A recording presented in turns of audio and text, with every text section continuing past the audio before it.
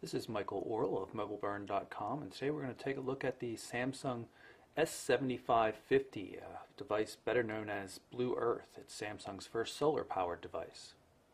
As is somewhat appropriate for a eco-friendly device like this review unit's actually been recycled a few times. So you can see the box is a little bit beat up, and so everything's not brand new, but we're still going to show you what comes inside.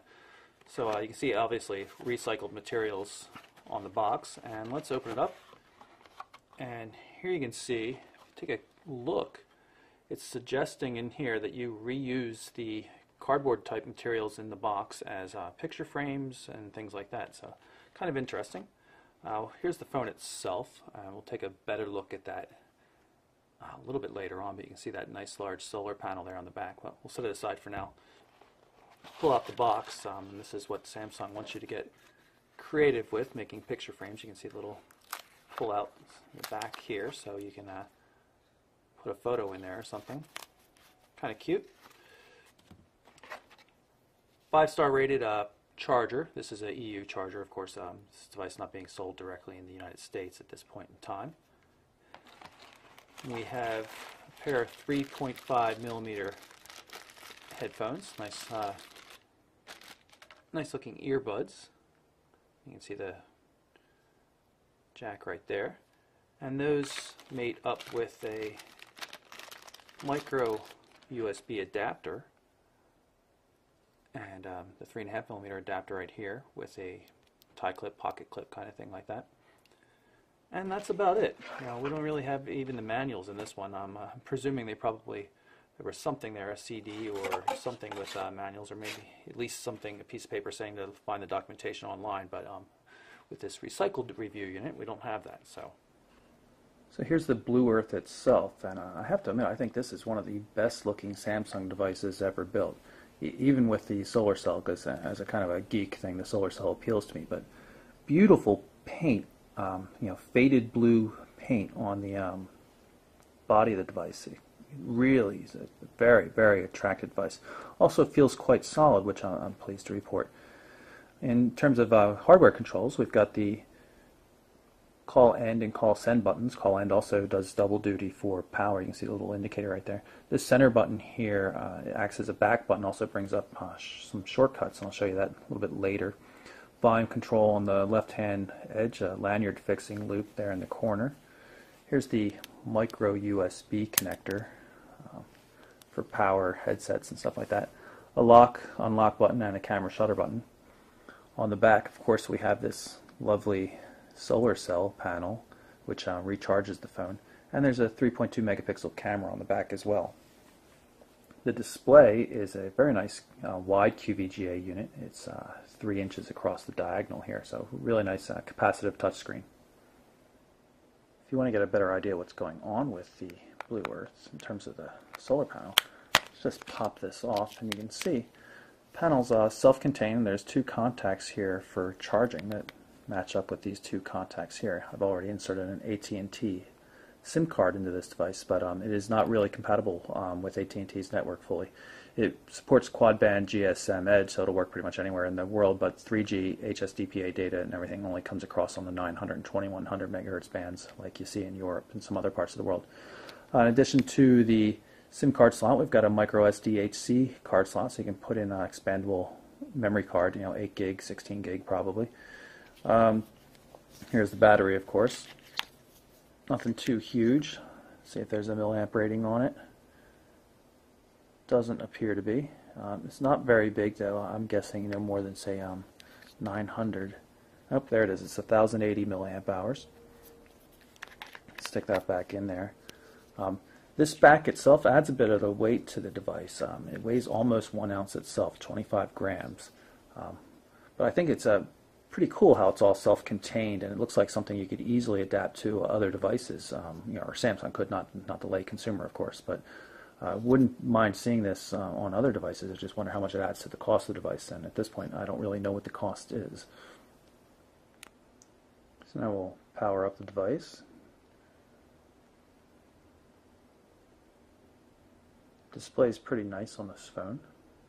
See, there's a front-facing camera for video calls and stuff inside countries with networks that support that, not here in the US.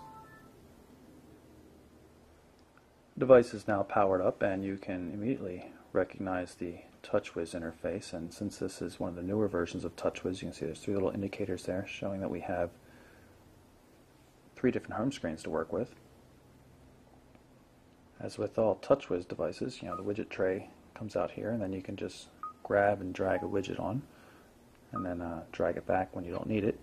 But like other TouchWiz systems, it gets very messy. The tray gets easily disorganized, widgets resize themselves and then move, and it's really kind of a pain. I've never been a fan of TouchWiz, and this device really hasn't changed my opinion of that. But there are some cool widgets available, for controlling the music, getting to settings, and even a widget for the Eco Walk system that comes on the Blue Earth. Shows you how far you're walking and things like that, and how many trees you're saving by reducing your carbon footprint. I haven't found it to be particularly accurate as far as pedometer functions go, but it's still a cool idea. If we pull up the main menu here, you can see there's also three different main menu screens. And one of the cool things is you can actually rename them, so you can organize them as you like and say, this one's for utilities maybe, or something like that. Here's the Eco Walk application itself. You can see it says I've taken 26 steps since starting this, but actually it's way low. Go into settings here, and I'll show you another eco-friendly setting here. It's called Eco Mode, and what it does is automatically reduces the backlight duration and reduces the backlight intensity to save power. Now, of course, that's important because you can run this phone without a charger, conceivably, because of the solar panel on the back, and I'll show you how that works a little bit later. I'm going to show you how the solar cell charging works. Look at the battery indicator at the top of the display. As I move the back of the phone towards a brighter light source, you can see it turns red and shows a little sunshine indicator there. Indicates that it's charging. I turn back away from the sun. It'll go blue and indicate that it's no longer charging. So if you want to charge the phone, just put it face down towards in some sunlight, even incandescent light or fluorescent lighting inside the house, and it'll still charge up. I'm going to start up the 3.2 megapixel camera on the device by just a quick press on the shutter button here. Very simple, easy to use camera. You tap on the screen to make the controls come up or go away. We've seen this on a number of Samsung devices. Pretty easy to use. Sometimes a little bit tap happy. You have to tap a few too many times to get to things, but it works overall. Just simply press the shutter button to take the photo. And there you go. Bring up the gallery mode, where you can take a look at the photos on the device. Some of the photos I've gone through.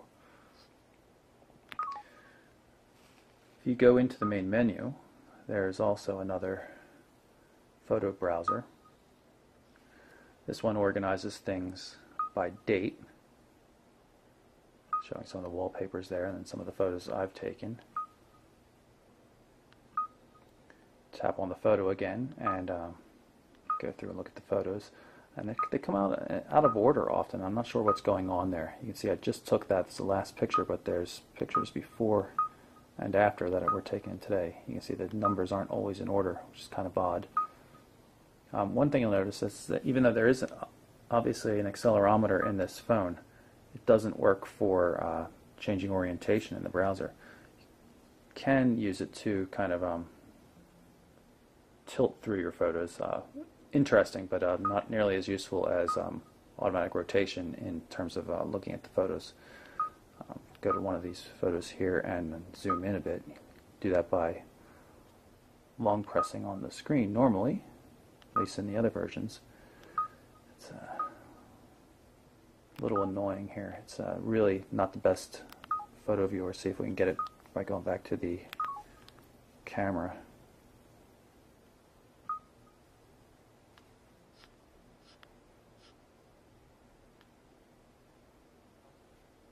Yeah, not having much luck. There we go. There's the zoom function I was looking for. You long press the screen and then drag your finger up or down. Why it doesn't work in the other application, I don't know, but the device does support video, of course. Change the mode here. activate the camera with the shutter button and just move around a little bit so you can see that it does in fact work. And then we'll tap on the stop button and go into the gallery so we can take a quick look at the video. Activate the camera with the shutter button and just move around a little bit. Volume control on the side controls volume, of course. And then we'll tap on the... So you can see it does manage to take video. You can look at the resolutions. That was QVGA resolution. You can shoot at a lower resolution if you like. I'm not sure why you would want to do that though, because QVGA is already pretty small in terms of resolution.